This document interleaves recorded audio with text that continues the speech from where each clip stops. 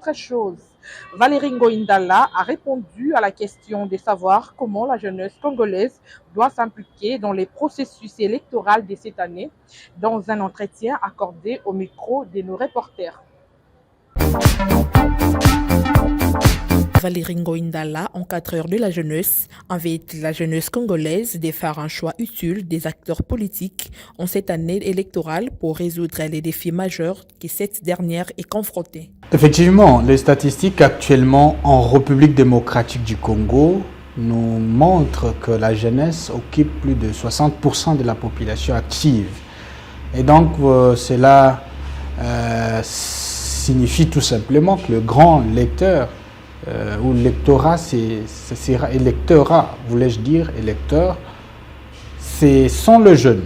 Et donc, il y a nécessité d'impliquer ces jeunes de manière active, mais aussi responsable dans le choix des leaders politiques, des acteurs politiques à différents niveaux, que ce soit au niveau de la députation, au niveau des conseillers communaux, au niveau de la présidence, etc.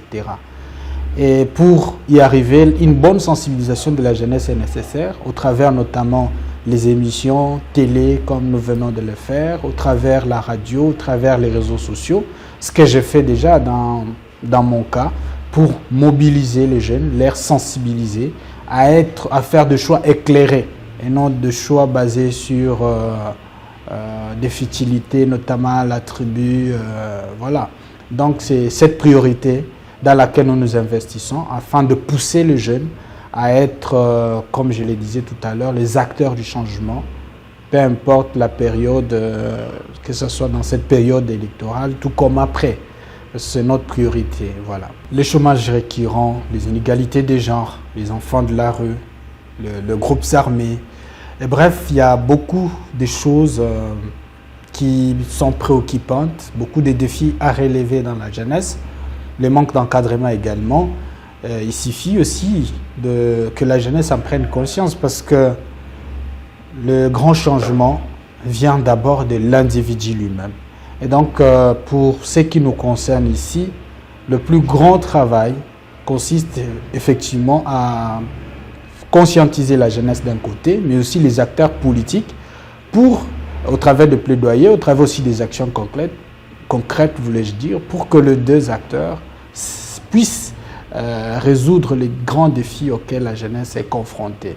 Et donc aujourd'hui, la jeunesse congolaise, vous allez voir qu'elle manque un bon encadrement, une bonne éducation à la base.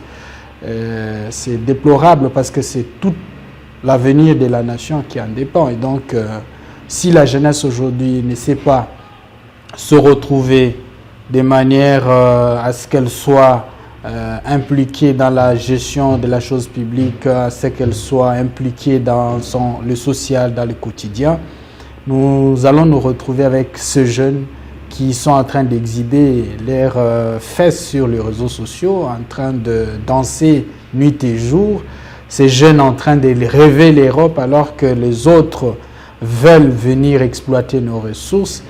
Et c'est un grand défi, c'est de dire à ces jeunes, nous avons tous chez nous, et non seulement leur dire, mais aussi les équiper pour qu'ils soient des acteurs qui puissent aider à la transformation positive de notre pays.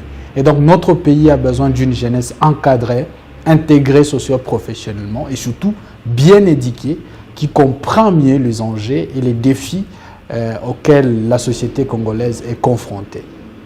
Il a notamment déclaré qu'il considérait les prochaines élections prévues en 2023 comme une occasion pour renouveler l'actuelle classe politique congolaise.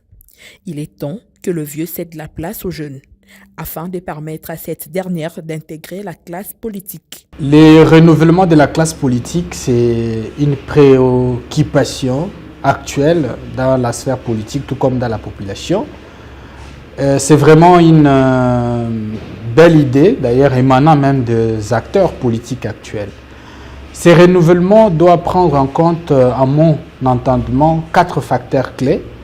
Le premier facteur, c'est la question, bien sûr, de l'âge. On se retrouve avec de vieux loups, que je ne vais pas ici minimiser, mais qui sont nos doyens pratiquement, qui nous ont aidés, bien sûr, à comprendre, à passer toutes ces transitions en termes de de l'indépendance, en termes de tous ces régimes passés jusqu'au régime actuel, etc. Mais cela nécessite aussi de nouveaux cerveaux. Donc on ne peut pas se pérenniser dans des postes, dans des partis ou dans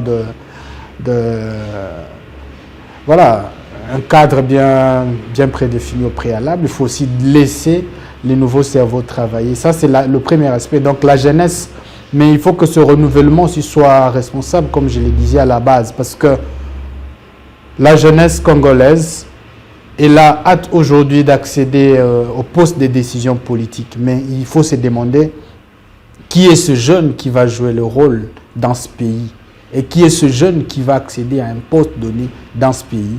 Parce que tout le monde n'est pas censé accéder à la gestion de la chose publique.